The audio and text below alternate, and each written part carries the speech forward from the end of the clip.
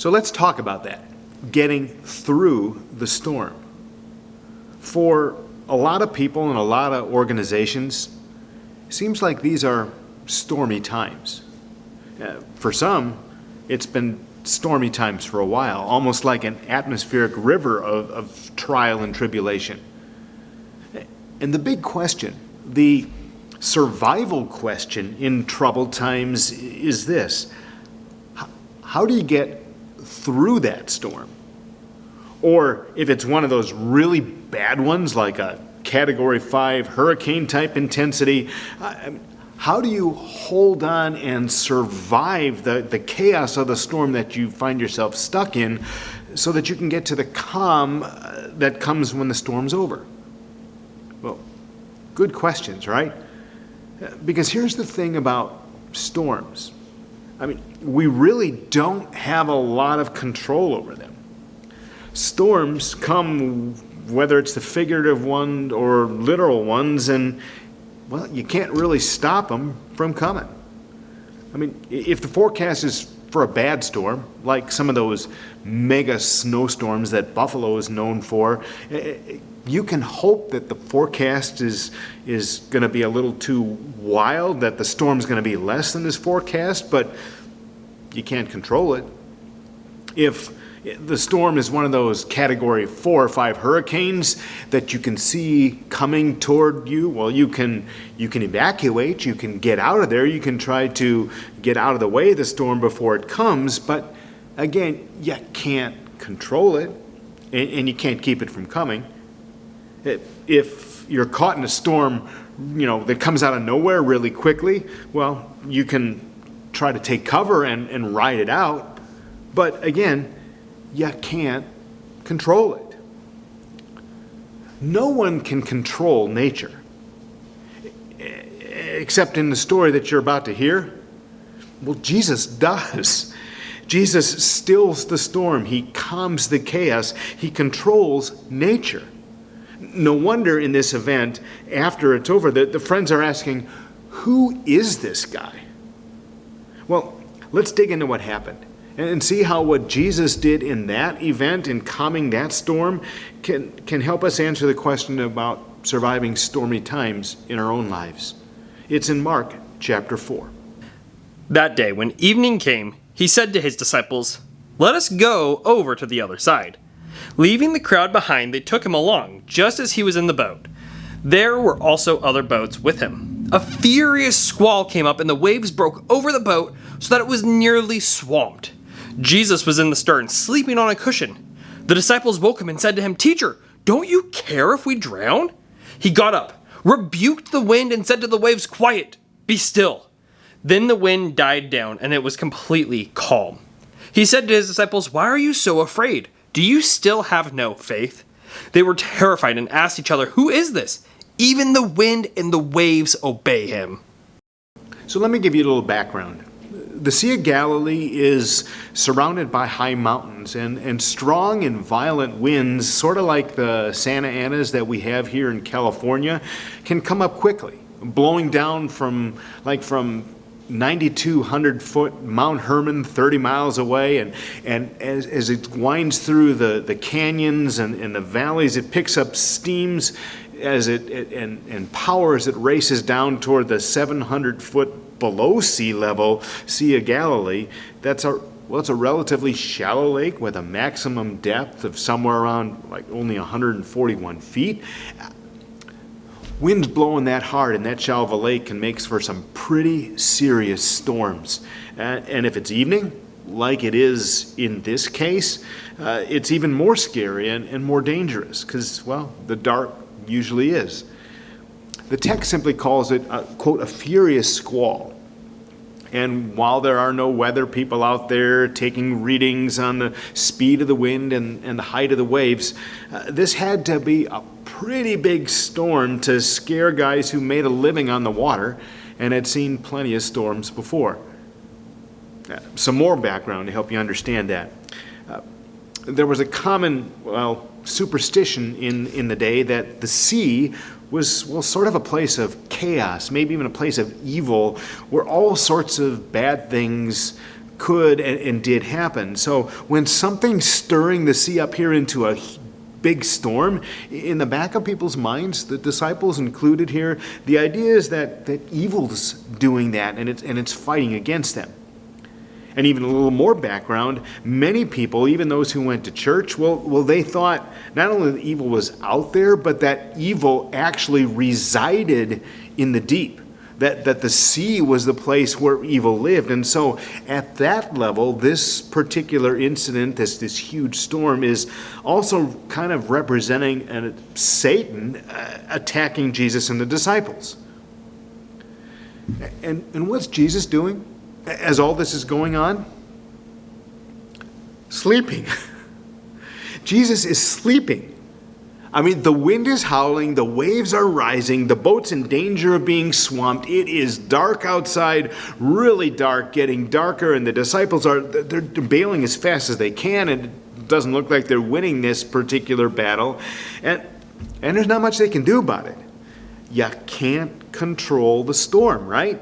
You can't control the storm, and so they're fearing for their lives, and well, maybe they're fearing for their souls too. Remember that background? They're thinking that evil is attacking them, and Jesus is doing what? Sleeping. Calm, cool, collected, completely in control, even as the storm rages all around him and his friends. Now hold on to that thought. We're going to come back to it. But the disciples, on the other hand, they are scared. I mean, they are really frightened. And they wake Jesus up, perhaps because they've seen him do some incredible, amazing things before that nobody else seems can do.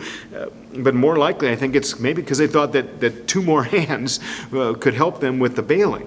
Let me take you back into what Mark wrote. Jesus was in the stern, sleeping on a cushion. The disciples woke him and said to him, "Teacher, don't you care if we drown?" He got up, rebuked the wind, and said to the waves, "Quiet, be still." Then the wind died down, and it was completely calm. Let me zero in on a couple of things that Jesus said there. When it says that he rebuked the wind, well, that's a word, rebuked, that Jesus commonly uses when he casts out demons. He rebukes them. So what he's saying here in rebuking the wind and the waves, he's talking to that superstition, that common superstition of the times that evil's doing all this, and he's saying, well, evil has no power here, not while I'm around. And be still? Well, be still, that word means to be muzzled or be silenced, like putting a muzzle over the mouth of a barking dog or some ferocious animal to keep it quiet and to keep it from biting you. But in this case, Jesus is doing it to a storm that's way bigger than you are. How do you get your hands around that? Impossible. But not for Jesus. Jesus doesn't know the meaning of the word impossible, right? Jesus is in the miracle business. And so the storm stopped at the moment that Jesus told it to. No waiting, no wondering, no slow winding down of the storm. Jesus said, "Be still," and the storm stopped immediately. I mean, just like that. All of it. Not just the wind, but also the waves. And that can't happen. The wave stopping immediately breaks the laws of physics. You see, the way the world works, the wind can stop, but the waves are going to keep going. That's how wave motion with physics works. Sometimes the waves not only keep going, they keep building even after the wind stops. That's why we get big surf down here in Southern California, even if the storm itself never gets here. But here, as soon as Jesus spoke, as soon as he spoke, everything was immediately calm. The wind, the waves, everything. No question as to who was in control or why the storm stopped when it did. And what does it tell you about Jesus? Well, it tells you that Jesus is more powerful than the forces of nature. It says that Jesus can actually control nature. It tells me that Jesus can control what's essentially uncontrollable. It tells me that when Jesus speaks, storms listen. I mean, I guess the wind and the waves still know his name and listen to his voice and obey his commands. It tells me that Jesus stops the storm. If you see there, before there's any lasting damage to the disciples, which tells me that he cares. He really cares. And then, all of this together leads to the inescapable conclusion as he's controlling the uncontrollable, as he's stopping and controlling the storm, as he's controlling nature, that Jesus is God. Because the wind and the waves, they only listen to the voice of the one who made them. And I think there are some things here in this event that help us to answer the question we started with in the conversation. How do you get through the storms in your life? And how do you survive the chaos of the storm that you're stuck in so that you can make it to the calm that comes after?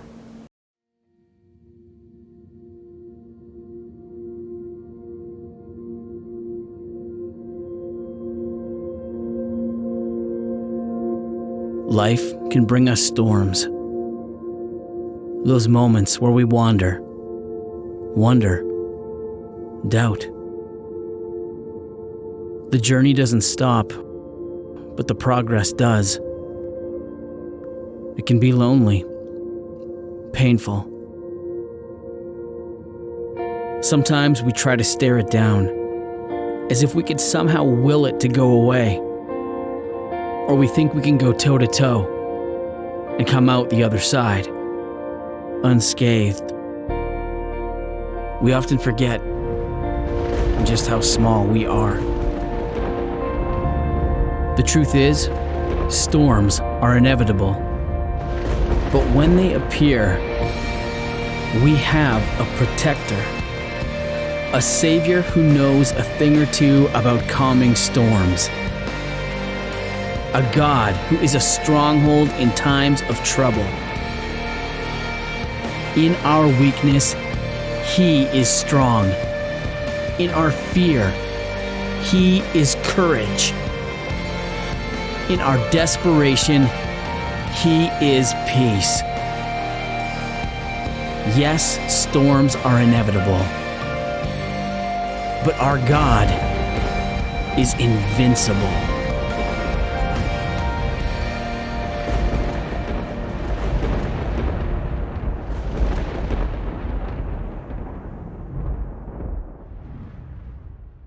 Storms are inevitable, but God is invincible. Now, let's talk about that. All right, the first part we get, that storms are inevitable. In some seasons, both for people and for organizations, you seem to experience almost an atmospheric river of life storms, and we don't like it, but we get it. You might even be in one of those places right now. But the second part, God is invincible. If you're a believer, your head knows that, but your heart doesn't always feel that, does it? Especially when the storm is really howling. When the storm is really howling, when we're stuck in one of those storms, or the storms just keep coming one after another, after another, after another, our reaction's often like the disciples, Lord, don't you care? You're here, so why aren't you helping? Why aren't you at least bailing? And if you are who we think you are, then why haven't you done more than that? Why haven't you done something about the storm already? Lord, don't you care? That's fear talking. And fear makes you forget what you've already seen and known and experienced about God. Fear and worry that comes not from the storm itself, but from the fact that you see Jesus right there in the storm with you, and it looks as if he's doing nothing. And that makes you afraid because it appears to you either that Jesus doesn't have enough power to deal with this storm, or that Jesus doesn't care what's happening to us, or maybe some of both. which would be a really scary prospect because you can't control the storm yourself. You already know that. But what this miracle shows us is this. This miracle shows us that neither of those things are actually true, and that no matter what it looks like when the storm's raging around us, that Jesus has power. That Jesus has power over any storm, any chaos, any terror, and that Jesus does care. I mean, he cares about us. He cares about what we're going through. He cares about our emotions as we're going through it. He cares so much that he won't let the storm destroy us.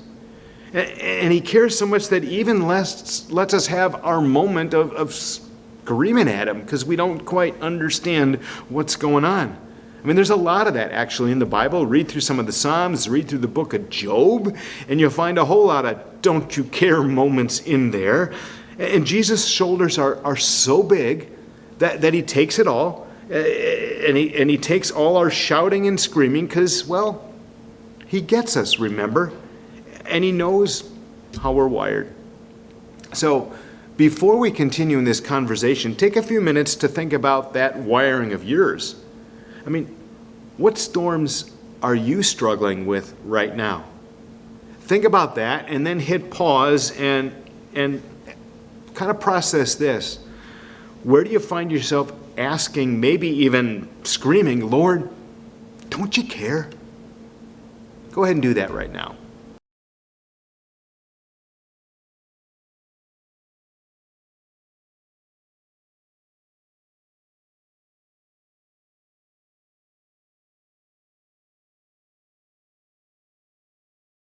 So what can you do about all that fear and worry in the storm? I mean, your mind knows one thing about God, but your emotions, they're pulling you in a totally different direction sometimes. So what can you do about that? Well, in some sense, not a lot. We are wired to worry, it seems. But Jesus knows that. He knows that about us, and Jesus wants to get us through the storm and also through the storm of our emotions. Right? And so let's circle back and see what Mark wrote one more time, because I think there's something in there that helps us out with this. I'm reading starting at verse 38. Jesus was in the stern, sleeping on a cushion. The disciples woke him and said to him, Teacher, don't you care if we drown? He got up, rebuked the wind, and said to the waves, Quiet, be still. Then the wind died down, and it was completely calm. Now, what was that first sentence there? The storm is raging, and what's Jesus doing? Again, Jesus is sleeping. He's calm, cool, collected, and in complete control, even as the storm is raging all around him and his friends. And why is that? Why is Jesus sleeping in the boat? I mean, yeah, Jesus is tired after a long day of teaching, but it had to be more than that. This storm would have woken anybody up from the sound asleep. So I think there's actually a theological point that Jesus wants us to get here. I think Jesus was sleeping because he knew that he was in control, not the storm. That he was in control even though it didn't look like it. That he was the one who made the wind and the waves in the first place, and that the wind and the waves, well, they still knew his name, and they still answered to his voice. Always had, always will. And as far as the disciples can see, well, they don't see that at all. What they see is the situation's totally out of control and getting worse. But Jesus is there, and the storm isn't bothering him. The storm isn't bothering him because, well, he knows what's going on, and he always has.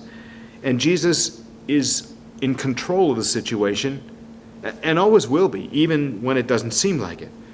I mean, and get this, Jesus is right there in the storm with us.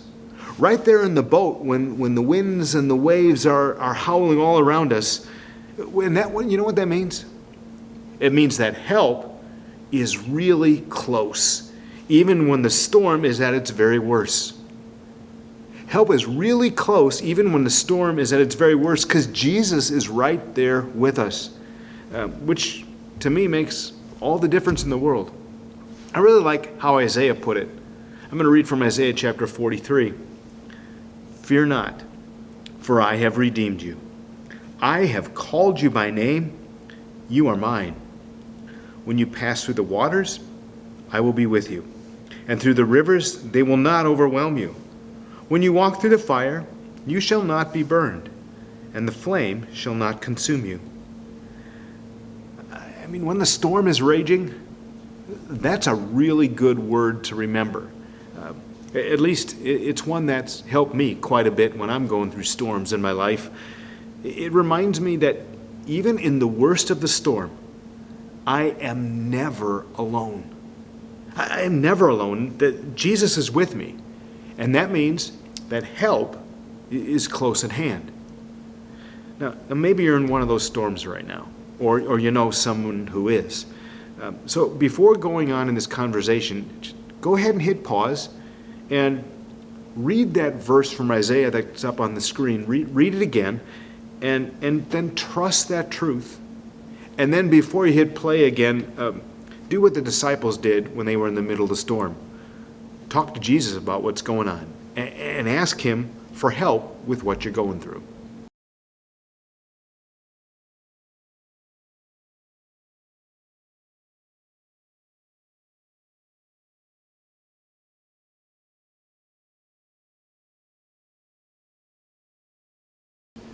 So let's summarize what we've been talking about in this conversation. Number one, believers are not immune to storms.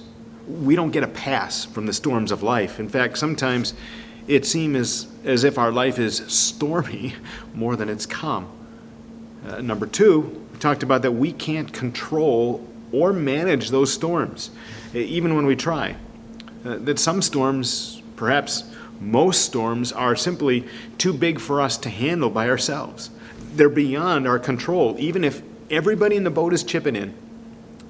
Number three, we've seen that, in those really big storms, we get scared, right? We get scared. It's natural. We get scared both of the storm, and we get scared of the feeling that the storm's never going to end, or that if it does, it's not going to end well for us. And we get scared of the fact that, we think that maybe God isn't going to be showing up to help. And so we wonder and we question and we complain, sometimes rather loud and long like the disciples did. Lord, don't you care? But we've also seen, number four, that Jesus does care.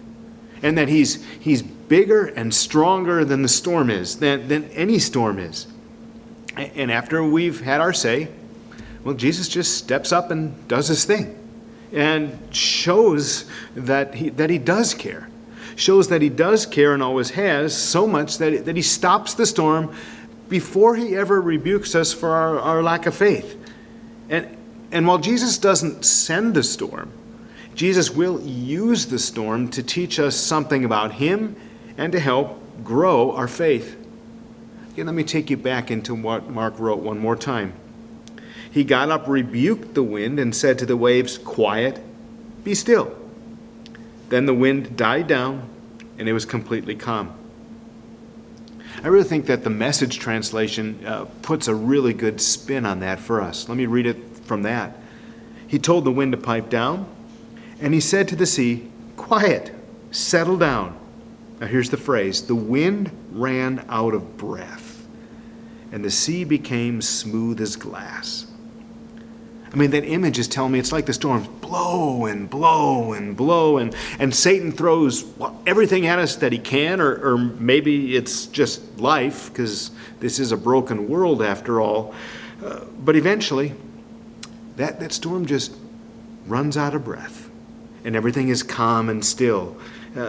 Either because Jesus says to the storm, "Stop," or because he says to us, "Hey, come on home," to that place where there's never going to be any storms that can ever hurt us or harm us again. It happened just like that, at Jesus' word. Just like that, the storm stopped at Jesus' word. So if you find yourself in the middle of a storm that you can't seem to handle, listen to God's word. Listen to God's word and trust both that God's word is true and that it has authority over the storms in your life. Here's one of those words I really like, Psalm 46. God is our refuge and strength, an ever-present help in trouble. Therefore, we will not fear. Though the earth gives way and the mountains fall into the heart of the sea, though its waters roar and foam and the mountains quake with their surging, be still and know that I am God. I will be exalted among the nations. I will be exalted in the earth. The Lord Almighty is with us. The God of Jacob is our fortress. Be still. Be still. God says that actually first to Satan and to the storm. Be still, be quiet, stop your screaming and howling and railing. This is a child of mine. All right, and they're safe in my arms, safe behind my walls, safe in the fortress of my love. And then to us, God says, be still. Be still, even when this storm is still blowing and Jesus seems to be asleep. He's not. Jesus is there with you. Jesus knows what's going on. Jesus is in control of the uncontrollable, whether it seems like it or not. So be still. Be still, God says, and wait for me to act. Remember that I love you. Remember that I care for you. Remember that I'm going to keep you safe because I can control the uncontrollable. The wind and the waves know my voice. And you know what? Satan does too. Satan threw everything that he could at me, and he remembers that. He threw everything that he could at me, and the storm looked like it got me when Good Friday was over. But the sun rose on Sunday, and that showed that so did I. All right? Yeah, sometimes, maybe most times, the storms in our lives just look like they're way beyond our control, and they are. But Jesus has the power and the authority to control the uncontrollable. Jesus has the power and authority to control the chaos. Jesus has the power and authority to say to the storms, be still. Nobody can control nature, but Jesus did. So maybe, just maybe, as we're still, and as we wait on Jesus in both hope and expectation, we'll find that Jesus can deal with our storms too. Even the really, really big ones. That's what the disciples found out. I mean, when they looked around and they realized that, Jesus was still there in the boat with them, they went to him. Now, in church language, we call that prayer. And we can do that too. We can go to Jesus in the middle of the storm because he's right here with us in the middle of the storm. So when the storm is raging all about you, number one, turn your worries and fears into prayers. Number two, as you pray, remember who Jesus is. Remember what he's done, what he can do, what he will do, and that what he did before, he can do again. And then lean into others that are in the storm there with you, that are in the boat with you. Lean into them for support.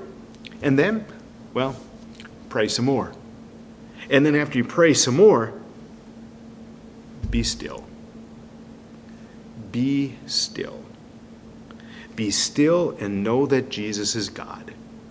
God who loves, God who cares, God who can control the uncontrollable. The God who's a refuge in every time of trouble, even the ones you're in right now.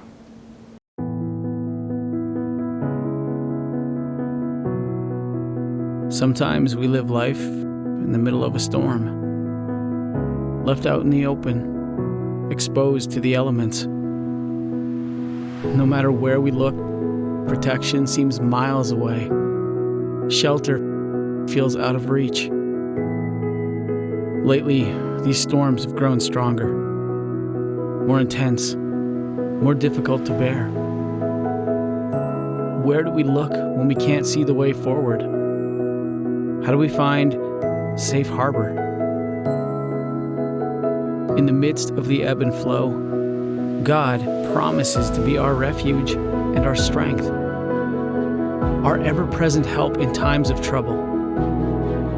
In our most desperate moments, we can rest safely behind the rock of our salvation, protected by the shadow of His wing. Yes, life has its troubles, but our God is a mighty fortress, our stronghold, our refuge.